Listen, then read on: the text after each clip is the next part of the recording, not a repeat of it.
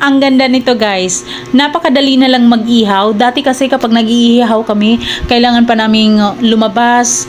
Tapos minsan kasi nahihirapan kang i-flip siya sa ibang sa other side.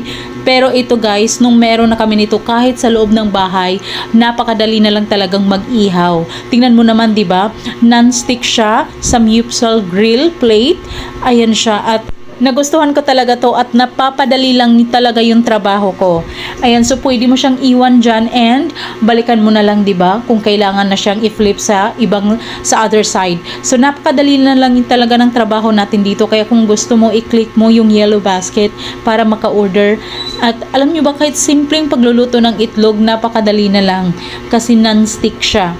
Kaya kung gusto mo nito, i-click mo yung yellow basket natin para maka-order. Ang bilis lang din talaga ng kanilang delivery. Maganda talaga to. Highly recommended ko talaga to sa inyo. Kaya kung gusto nyo, madali na lang yung trabaho ninyo, click nyo yung yellow basket.